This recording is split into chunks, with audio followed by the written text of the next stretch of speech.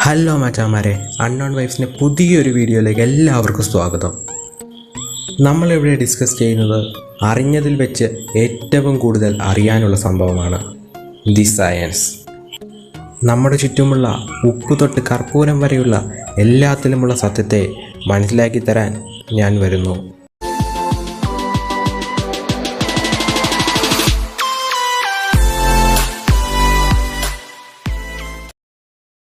നമ്മൾ ഇതിനുമുമ്പുള്ള വീഡിയോകളിലെല്ലാം പറഞ്ഞിരുന്നു ഏലിയൻസ് ഉണ്ടാവാനുള്ള സാധ്യതയെപ്പറ്റി. ഏലിയൻസ് അങ്ങനെ ഉണ്ടെന്ന് വെറുതെ പറഞ്ഞാൽ മതിയോ? നമ്മളതിനെ കണ്ടുപിടിക്കാൻ ശ്രമിക്കണ്ടേ? എങ്കിൽ നമുക്കതിനെ കണ്ടുപിടിക്കാൻ ഒരു യാത്ര പോയാലോ? നമ്മൾ എന്തിനു വേണ്ടി പോകുമ്പോഴും ഒരു പ്ലാൻ ഉണ്ടായിരിക്കണം.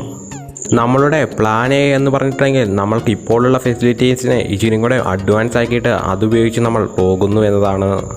പോകുന്നത് നമ്മളും കണ്ടുപിടിക്കേണ്ടത് ഏലിയൻസുമായതുകൊണ്ട് ഇതിനിടയ്ക്കുള്ള ഫെസിലിറ്റീസാണ് നമ്മൾ പ്ലാൻ ചെയ്യേണ്ടത്. നമ്മളൊരു കഠിനമായ ഇൻ്റർസ്റ്റെല്ലാർ യാത്രയ്ക്കാണ് പോകുന്നതെന്നതുകൊണ്ട് നമുക്കൊരു നല്ല സ്പേസ് ഷിപ്പ് ആവശ്യമാണ്.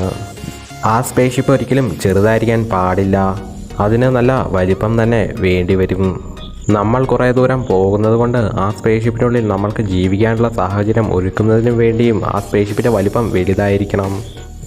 ഇപ്പോൾ നിങ്ങൾക്ക് തോന്നിക്കാണും, നമ്മൾ കുറേ കാലം സഞ്ചരിക്കാൻ പോവുകയല്ലേ, അപ്പോൾ നമ്മൾക്ക് വയസ്സൊക്കെ കൂടുകയില്ലേ, അപ്പോൾ നമ്മൾക്കൊരു ഏലിയനെ കണ്ടുപിടിക്കാനുള്ള സാധ്യത എത്ര കാണുമെന്ന്. നമ്മളുടെ യാത്ര ആരംഭിക്കുന്നത് മുതൽ നമ്മൾ ഏലിയനുള്ള ഒരു സ്ഥലം കണ്ടുപിടിക്കുന്നത് വരെ നമ്മൾക്ക് പ്രായം കൂടുകയേയില്ല. അതെ, നമ്മൾ ഹൈപ്പർ സ്ലീപ്പിലേക്ക് പോകാൻ പോവുകയാണ്. ഹൈപ്പർ സ്ലീപ്പിനെ കുറിച്ച് നമ്മൾക്ക് പിന്നീട് പറയാം. ഇപ്പോൾ നിങ്ങൾക്ക് മനസ്സിലായി കാണുമല്ലോ, നമ്മളുടെ സ്പേസ് ഷിപ്പിൽ ഏറ്റവും അത്യാവശ്യമായി ഉണ്ടായിരിക്കേണ്ട ഒരു സംഭവമാണ് ഹൈപ്പർ സ്ലീപ്പ് കമ്പാർട്ട്മെൻറ്റ് എന്നത്. ഇങ്ങനെ ഒരു സൗകര്യം നമ്മളുടെ സ്പേസ് ഷിപ്പിൽ ഇല്ലെങ്കിൽ നമ്മൾക്ക് അവിടെ ഒരിക്കലും എത്താൻ കഴിയാതെ വരികയും അതിനു മുമ്പ് തന്നെ നമ്മൾ നശിച്ചു പോവുകയും ചെയ്യും. കാരണം നമ്മൾ യാത്ര ചെയ്യാൻ പോകുന്ന 1-2 വർഷമല്ല, കോടിക്കണക്കിന് വർഷമാണ്. ഇനി നമ്മൾ അടുത്തതായി പറയാൻ പോകുന്ന സാധനം നമ്മളുടെ സ്പേസ് ഷിപ്പിൽ ഉണ്ടാവാനുള്ള സാധ്യത ചിലപ്പോൾ വളരെ കുറവായിരിക്കാം. നമ്മൾ 100% ഹൈപ്പർ സ്ലീപ്പിലേക്ക് പോയിട്ടുണ്ടെങ്കിൽ നമ്മൾക്ക് ഓക്സിജൻ ഉള്ളിലേക്ക് എടുക്കേണ്ട കാര്യമേ ഇല്ല. അങ്ങനെ ഓക്സിജൻ എടുക്കുന്നില്ലെങ്കിൽ കാർബൺ ഡൈ ഓക്സൈഡ് ബൈ പ്രൊഡക്റ്റായിട്ട് ഉണ്ടാവുകയുമില്ല. നമ്മൾക്ക് നമ്മളുടെ സ്പേസ് ഷിപ്പിനുള്ളിൽ ഓക്സിജൻ്റെ ലെവല് കോൺസ്റ്റൻ്റായി തന്നെ വെക്കേണ്ടിയിരിക്കുന്നുണ്ട്. അതുകൊണ്ട് തന്നെ നമ്മൾക്ക് 100% ഹൈപ്പർ സ്ലീപ്പ് പ്രാക്ടിക്കലായി നടന്നില്ലെങ്കിൽ പോലും അതിൻ്റെ അകത്തുനിന്ന് വരുന്ന കാർബൺ ഡൈ ഓക്സൈഡ് എല്ലാം റീസൈക്കിൾ ചെയ്ത് വീണ്ടും ഓക്സിജൻ ആക്കാനുള്ള ഒരു സംഭവമാണ് നമ്മൾ ഈ ഉപകരണം. നമ്മൾക്ക് 100% എഫിഷ്യൻസി തരാൻ പറ്റുന്ന ഹൈപ്പർ സ്ലീപ്പ് ചേംബർ ഉണ്ടാക്കാൻ കഴിഞ്ഞില്ലെങ്കിൽ ഇതിൻ്റെ വലിയൊരു സംഭവം തന്നെ നമ്മുടെ സ്പേസ് ഷിപ്പിൽ വെക്കേണ്ടി വരും.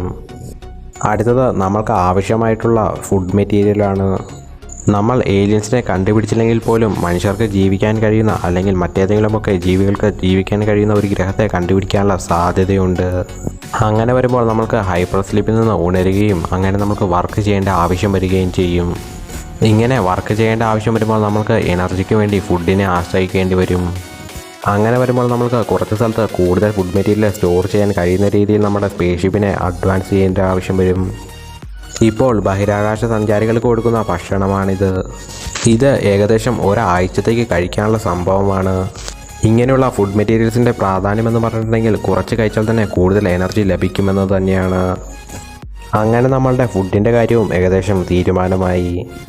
ഇനി നമ്മൾ പറയാൻ പോകുന്നത് നമ്മളുടെ സ്പേസ് ഷിപ്പിൻ്റെ മെയിനായിട്ടുള്ള ഒരു സംഭവമാണ്. അതെ, നമ്മളുടെ സ്പേസ് ഷിപ്പിൻ്റെ എൻജിൻ തന്നെ. നമ്മൾക്ക് ഇത്രയും ദൂരം യാത്ര ചെയ്യേണ്ടത് കൊണ്ടും നമ്മൾക്ക് ഈസിയായി കിട്ടുന്ന എനർജി ഇലക്ട്രിക്കൽ എനർജി ആയതുകൊണ്ടും നമ്മൾ ഉപയോഗിക്കുന്ന ഇലക്ട്രിക്കൽ എൻജിനാണ്. നമ്മളുടെ യൂണിവേഴ്സിൻ്റെ ഏത് കോണിൽ പോയാലും അവിടെ ലൈറ്റുണ്ട്.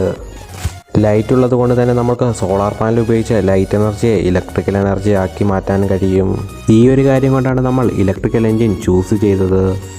നമ്മളുടെ ഇലക്ട്രിക്കൽ എൻജിനിൽ നടക്കുന്ന സംഭവം എന്ന് പറഞ്ഞിട്ടുണ്ടെങ്കിൽ ഇലക്ട്രിക്കൽ എനർജിയുടെ ഓപ്പോസിറ്റായിട്ട് നമ്മളൊരു മാഗ്നറ്റിക് ഫീൽഡ് കൊടുത്ത് അങ്ങനെ ഒരു ത്രസ്റ്റ് ഉണ്ടാക്കിയെടുത്ത് നമ്മൾ മുന്നോട്ട് പോകുന്നു. ഇങ്ങനെ ഉണ്ടാക്കിയെടുക്കുന്ന ത്രസ്റ്റ് കൂടുതലുണ്ടെങ്കിൽ നമുക്ക് കൂടുതൽ വേഗത്തിൽ സഞ്ചരിക്കാൻ കഴിയും.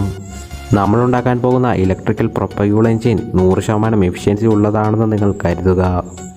അപ്പോൾ നമുക്ക് വേഗത്തിൽ പോവുകയും നമുക്ക് വേഗത്തിൽ തന്നെ ഏലിയൻസ് ഉണ്ടോ എന്ന് കണ്ടുപിടിക്കുകയും ചെയ്യാം.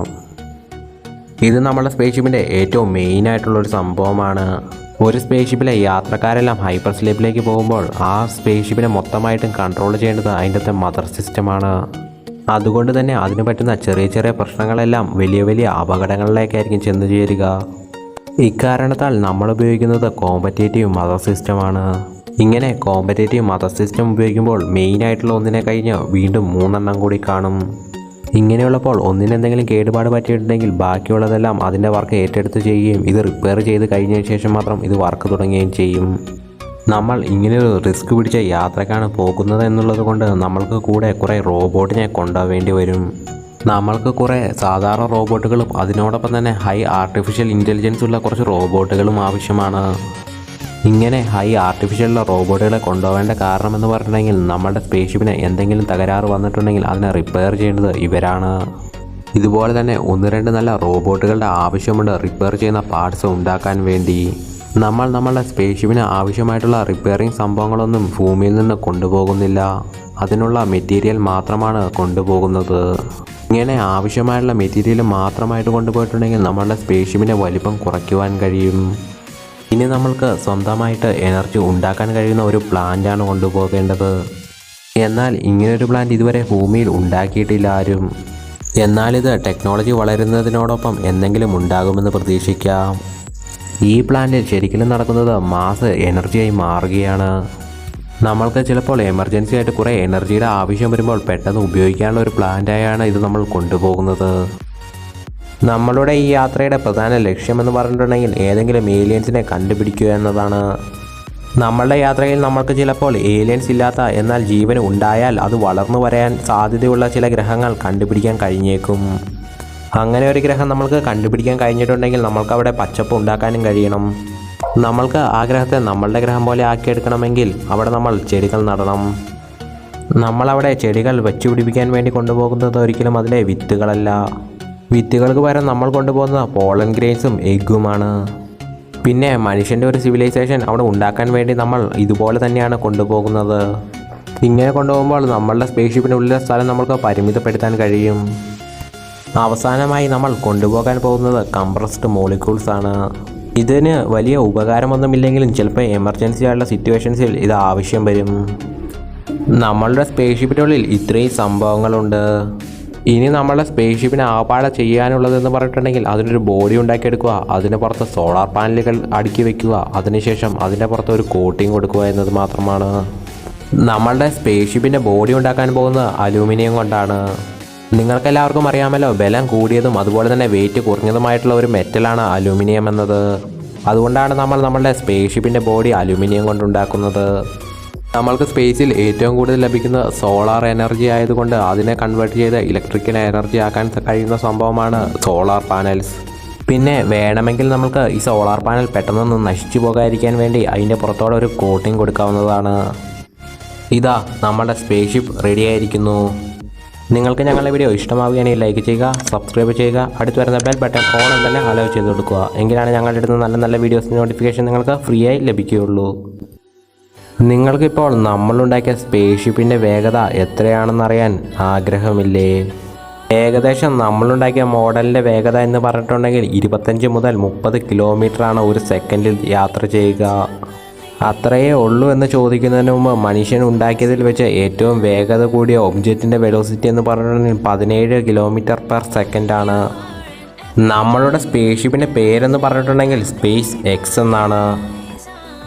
അപ്പോൾ നിങ്ങൾക്ക് നമ്മളുടെ സ്പേസ് എക്സ് എന്ന് പറഞ്ഞ പ്രൊജക്റ്റിനെ കുറിച്ച് എന്തെങ്കിലും സംശയമുണ്ടെങ്കിൽ അടിയിലത്തെ കമൻറ്റ് ബോക്സിൽ വന്ന് രേഖപ്പെടുത്താവുന്നതാണ്. അതുപോലെ തന്നെ നിങ്ങൾക്ക് ഈ വീഡിയോനെ കുറിച്ചുള്ള അഭിപ്രായങ്ങളും നിർദ്ദേശങ്ങളും എല്ലാം അടിയിലത്തെ കമൻറ്റ് ബോക്സിൽ മറക്കാതെ തന്നെ രേഖപ്പെടുത്തുക. ഇതിൻ്റെ ബാക്കിയായി നമ്മൾ ഒരു അടിപൊളി വീഡിയോ ആയിട്ട് വരുന്നതാണ്. Stay tuned. Bye from unknown vibes.